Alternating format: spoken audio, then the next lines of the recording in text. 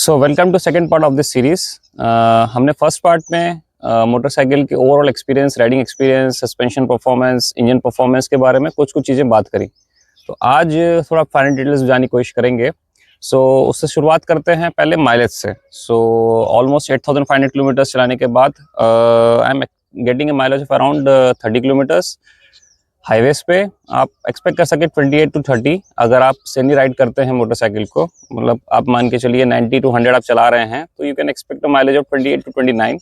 और ज़्यादा थोड़ा सेनली और ज़्यादा चलाएंगे 80 kmph तक 6th गियर पे, सो you can expect mileage of around 30, not more than that. Cities पे जहाँ बम्पर टू बम्पर ट्रैफिक है और आपको बीच में थोड़े खुले रास्ते मिल रहे हैं, there you can expect mileage of around 26, 27 and may be 28 also, लेकिन इससे ज़्यादा नहीं मिलेगा आपको। सो ओवरऑल सिटी में mileage 27 kmph, 27 kmpl and highways पे अराउंड 30 kmpl और 29 kmpl। So depends on your riding style. And I would suggest कि आप हमेशा गाड़ी को 3000 RPM के ऊपर ना लेके जाएं कोई भी गियर चेंजेस करने समय। हाँ, आप हाईवेज पे चल रहे हैं, नो डाउट आप 4000 RPM 5000 RPM तक खींच सकते हैं आराम से। एंड 4000 RPM पे 6th गियर पे you can expect mileage of around 30 kmpl, 29 kmpl। Plus आप किस तरह से ब्रेक कर रहे हो, किस तरह से मोटरसाइकिल को पिकअप कर रहे हो, या आपकी राइडिंग स्टाइल, आपकी ब्रेकिंग स्टाइल, इन सब पे काफ़ी कुछ डिपेंड करेगा कि आपकी मोटरसाइकिल क्या माइलेज आपको दे रही है। ये बात हो गई माइलेज की। अब थोड़ी हम ब्रेकिंग परफॉर्मेंस की बात कर लेते हैं। नॉर्मली मोटरसाइकिल्स रहती हैं वो हमेशा फ्रंट ब्रेकिंग बायस रहती हैं, and same is the case with this motorcycle X440। And front brake आपको नॉर्मल कंडीशंस में आप फ्रंट ब्रेक यूज़ करते हैं, and rear brakes emergency conditions पे आई सजेस्ट एवरीवन कि आप रियर ब्रेक को तब यूज़ करें जब आपकी इमरजेंसी और आपको फ्रंट ब्रेक का साथ चाहिए, रियर ब्रेक का साथ चाहिए इमरजेंसी ब्रेक करने के लिए। नॉर्मली इसकी रियर ब्रेक आपको इतनी अच्छी नहीं लगेंगी। आप अगर सिर्फ रियर ब्रेक बायस गाड़ी चलाते हैं, जो कि गलत बात है, गलत तरीके मोटरसाइकिल चलाने का, उस केस में आप ज़्यादा अच्छे ब्रेकिंग परफॉर्मेंस की उम्मीद नहीं कर सकते। If you are using only front brake normally जो यूज़ होनी चाहिए, उस केस में you can expect a decent braking performance. Braking effective है, स्मूथ है, ज़्यादा अच्छा फीडबैक तो नहीं है, बट यू कैन एक्सपेक्ट कि आप अगर इसको सही तरीके से ब्रेक कर रहे हैं, स्मूथ ब्रेकिंग कर रहे हैं, तो गाड़ी आराम से खड़ी भी हो जाएगी। इमरजेंसी कंडीशंस में भी, इमरजेंसी ब्रेकिंग कंडीशंस में भी बहुत आराम से, बहुत इजीली गाड़ी खड़ी हो जाती है। ये थोड़ी बात हुई ब्रेकिंग की। ब्रेकिंग फीडबैक, जैसे मैं बताया मैंने आपको कि ब्रेकिंग फीडबैक उतना अच्छा नहीं है। थोड़ा आपको सॉफ्ट फील होगा, लेकिन इनिशियल कुछ किलोमीटर्स के बाद, अराउंड 1500 किलोमीटर्स बाद, ब्रेकिंग परफॉर्मेंस हमेशा इंप्रूव होती है मोटरसाइकिल्स में, क्योंकि आपके जो ब्रेक पैड्स हैं वो ब्रेकिंग बेड हो जाते हैं कैलिपर्स के साथ। So you can expect a decent braking performance. Woody braking नहीं है, थोड़ी रबरी फीलिंग ज़रूर है। एंड इसके बाद हम ब्रेकिंग की बात कर ही रहे हैं, तो हम तो टायर्स पे आ जाते हैं। X440T जो अभी नई मोटरसाइकिल हार्ले डेविडसन ने रिलीज करी है, उसमें भी ये सेम टायर्स जा रहे हैं, MRF हाइक। एंड उसमें कंपनी ने इम्प्रूवमेंट किया है। क्या इम्प्रूवमेंट किया है और क्यों इम्प्रूवमेंट करना पड़ा, उसका थोड़ी बात करते हैं। This tyres are MRF hike once again, लेकिन इनका वेट परफॉर्मेंस बहुत पुअर है। अगर आप मैं कहूँगा पुअर नहीं, बहुत ही पुअर है। क्या होता है जब आप उसको एक स्लिपरी कंडीशन में है आपके रोड, और आप उसको गाड़ी को थोड़ा सा टर्न लेने की कोशिश करते हैं नॉर्मल स्पीड्स पे, 15-20 kmph की स्पीड पे आप उसको टर्न लेने की कोशिश करते हैं, और आपने उस समय थोड़ा सा ज़्यादा एक्सीलरेट कर दिया कि आपको रास्ता मिल गया, आप स्ट्रेट एड कंडीशन में आने की तैयारी पे हैं, और आपने थोड़ा सा ज़्यादा अगर पुल कर दिया, देन आपके रियर टायर स्लिप मारते हैं। आपको ऐसा लगेगा कि आपका रियर टायर ग्रिप नहीं कर रहा है। एक प्रॉब्लम है, एंड X440T में कंपनी क्लेम कर रही है कि इस प्रॉब्लम को कंपनी ने सॉल्व किया है। ब्रेकिंग के समय रियर टायर इसका थोड़ा सेक्शन ज़्यादा होने की वजह से, आप जब फुल इमरजेंसी ब्रेकिंग मोड में जाते हैं, जब पैनिक ब्रेकिंग करते हैं, तो आपको कई बार ऐसा महसूस होता है कि आपका रियर टायर हल्का सा स्किड कर रहा है, बहुत माइनर सा। वो अपना कंपोजर रिगेन कर लेता है, लेकिन आपको उस कुछ सेकेंड्स के लिए ऐसा लगेगा कि आपका रियर टायर स्किड कर रहा है। आई डोंट थिंक कि बड़ी प्रॉब्लम है, लेकिन कॉन्फिडेंस आप इतना इंस्पायर नहीं करती उस केस में motorcycle. This is one thing. And ये होगी टायर की बात, ये होगी ब्रेकिंग की बात। माइलेज की बात हम कर चुके हैं। अभी थोड़े और फाइनल पर्सपेक्टिव्स की इस मोटरसाइकिल में हम बात करते हैं। सो ये बात हो गई braking performance, mileage performance and overall engine performance की। अब थोड़ी फाइनल चीज़ों पे जाने की कोशिश करते हैं। सो पहली थिंग मेरे लिए overall ride experience is good and इसके बाद थोड़ा हम सर्विस की तरफ आते हैं। सो सेल्स का experience was a bit better for me compare to service experience. So service experience पे हम थोड़े बात करेंगे कि इसमें क्या क्या मुझे परेशानी आई हैं। सो स्क्रीन फ्रीज का एक इशू आया, सबसे मेजर इशू है कि आपकी गाड़ी चल रही है 90-95 पे आप क्रूज कर रहे हो, अचानक से स्क्रीन फ्रीज हो जाती है। So company is looking into this and they are doing multiple iterations before I get a solution. So I am following up with them, let's see how this works out. क्या होता है कि अचानक से motorcycle चल रही है, पूरी स्क्रीन फ्रीज हो जाएगी and your odometer everything is just freeze. आपको स्पीड भी 199 दिखाई पड़नी शुरू हो जाएगी क्लस्टर पे एंड वो स्क्रीन फ्रीज है बेसिकली। ये अचानक से हो जाता है, आपको पता नहीं चलेगा, कंटिन्यूस आप क्रूज कर रहे हैं, उसके बाद ये गाड़ी ऑलमोस्ट स्क्रीन फ्रीज कर जाती है। फंक्शनल पॉइंट ऑफ व्यू कोई इशू नहीं है, आपको क्लस्टर को या मोटरसाइकिल को स्विच ऑफ करना पड़ेगा एंड उसके बाद वो प्रॉब्लम वापस सॉल्व हो जाती है। बट इरिटेंट है ये मोटरसाइकिल में। So I hope I get a solution soon. ये सर्विस एक्सपीरियंस से दूसरा आता है कि आपकी फर्स्ट सर्विस होती है जो आपके फर्स्ट 2 मंथ्स में 750 किलोमीटर्स में है, then 5,000 6,000 kilometres, then 10,000 kilometres and latest service जो बुलेटिन है उस हिसाब से एवरी 10,000 किलोमीटर्स आफ्टर दैट इसकी सर्विसिंग भी होती है, या 12 months whichever comes first. So उस केस में आई फाउंड कि आपका सर्विस एक्सपीरियंस डिसेंट है। कुछ प्रॉब्लम्स बताओ तो सॉल्व होती हैं, कुछ बड़ी प्रॉब्लम्स के लिए अपनी टाइम लेती हैं, जैसे स्क्रीन फ्रीज की हम बात कर रहे हैं। बाकी गाड़ी में ऐसी प्रॉब्लम आई नहीं कि मैं आपको बता सकूं कि मेरा सर्विस एक्सपीरियंस बहुत शानदार रहा हो। आपको ज़्यादा फॉलोअप नहीं करना पड़ता है। So overall service experience is good but this can be improved and अभी तक हार्ले डेविडसन की जो खुद की डीलरशिप्स थी उनने कभी इतनी छोटी मोटरसाइकिल सर्विस नहीं भी करी थी एंड प्लस सेल्स वॉल्यूम्स इस मोटरसाइकिल के साथ जो खुद की कंपनी की डीलरशिप्स हैं हार्ले डेविडसन की, उनके लिए वॉल्यूम बढ़ने के साथ साथ एक नए चैलेंजेस भी हैं, नए तरह कस्टमर्स भी आ रहे हैं and so service can be experience can be improved and I think hero is working on that. Hope this things solve out soon. अब थोड़ा हम क्लब्स के बारे में बात करते हैं। So HOG is one of the clubs. HOG क्या है? So HOG is Harley Davidson owners group. So ये ग्रुप 83-84 में विली जी हार्ले डेविडसन बनाया था, विली जी डेविडसन ने, एंड इसका पर्पस ये था कि हार्ले डेविडसन कम्युनिटी बने।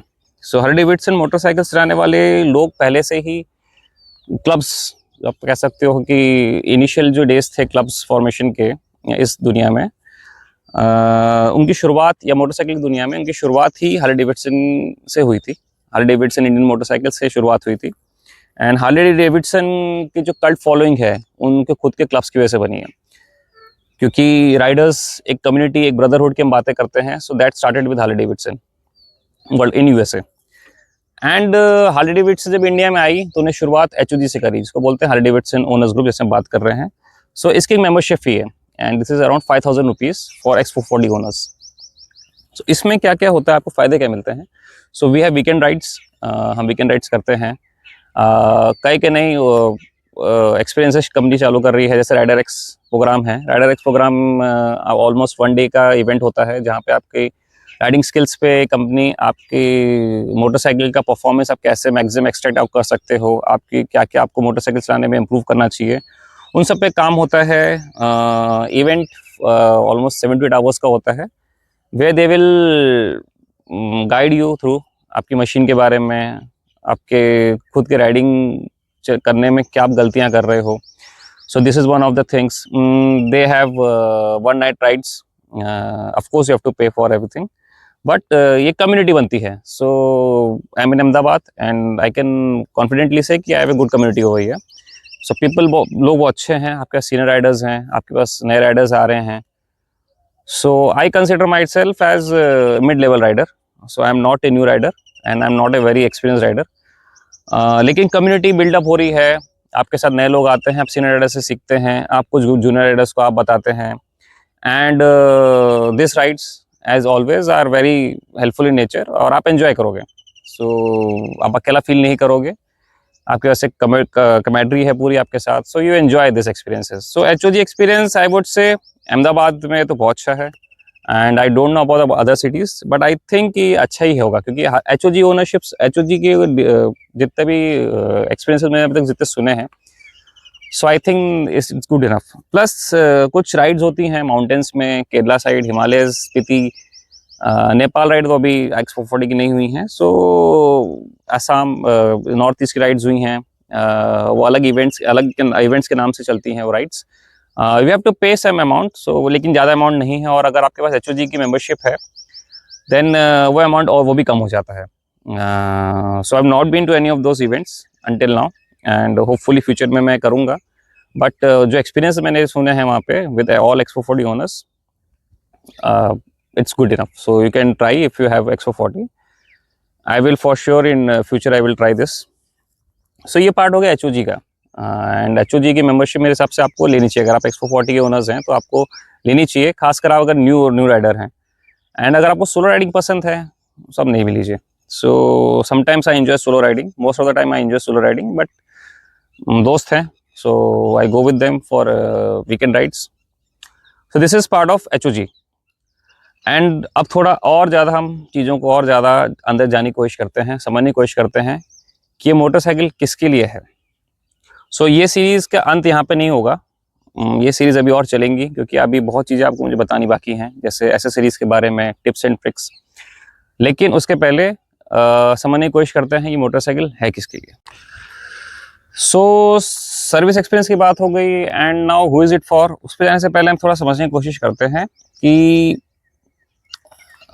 गाड़ी रिलायबल है कि नहीं। सो 8500 किलोमीटर ज़्यादा नहीं होते बड़े मोटरसाइकिल, प्रीमियम मोटरसाइकिल के लिए, एंड मिडिल वेट मोटरसाइकिल के लिए 8500 किलोमीटर ज़्यादा नहीं होते, but I think this is reliable motorcycle overall. And I think कि ये ज़्यादा परेशान मुझे नहीं करनी चाहिए गाड़ी। फ्यूचर में जो वेयर एंड टेयर कंपोनेंट्स होते हैं, जैसे brake pads, tyres and chain स्प्रॉकेट्स, so I think I can expect a life of around 20,000 kilometers before I think I need to go for this changes, और ये होने भी चाहिए। so I think तब तक मार्केट में अच्छे टायर्स आ भी जाएंगे। I don't know about the performance of new MRF hikes, company बोल रही है, कंपनी क्लेम कर रही है कि they have improved a lot. Let's see तब तक और ऑप्शंस क्या आते हैं मार्केट में। so I'm thinking of this as a life of around 20,000 kilometers for all these components, tires, chain sprockets, brake pads। 25,000 kilometre से मेरे ख्याल से ब्रेक पैड्स चल जाने चाहिए। जो काफ़ी ट्रायम्फ्स में हम देख रहे हैं कि ब्रेक पैड्स बहुत जल्दी वेयर आउट हो रहे हैं, अभी तक ऐसा कंसर्न मुझे हार्ले डेविडसन में नहीं दिखा है। इवन एनफील्ड्स में कंसर्न है, लेकिन अभी तक ऐसा कोई कंसर्न मुझे इस मोटरसाइकिल में नहीं दिखा है। सो you can expect reliable motorcycle. Plus ये मोटरसाइकिल को लॉन्च हुआ ऑलमोस्ट 2 ईयर्स से ज़्यादा हो गया है, एंड न्यू इटरेशन भी आ गए हैं मार्केट में। So company has improved a lot. Initial issues थे, जीओपी इसको हम बोलते हैं, प्लंजर रहता है यहाँ पे, जो बेसिकली ऑयल का मूवमेंट करता है आपके चैम्बर्स में। सो जीओपी फर्स्ट टाइम प्लास्टिक का आता था, अभी कंपनी ने उसको इस इटरेशन के साथ, इस मोटरसाइकिल फर्स्ट इटरेशन आया था उसके साथ कंपनी ने उसको चेंज कर दिया है, and there again move to metal part. So पहले वो जीओपी टूट रहे थे, और जीओपी टूटने का रीज़न सब कंपनी बता पाएगी, लेकिन आई थिंक वो प्लास्टिक पार्ट था, शायद इस वजह से वो लोड नहीं ले पा रहा था। Whatever it is, let's not go into that. लेकिन कंपनी ने उसको चेंज कर दिया है, and after that I have not seen any reliability issues so far.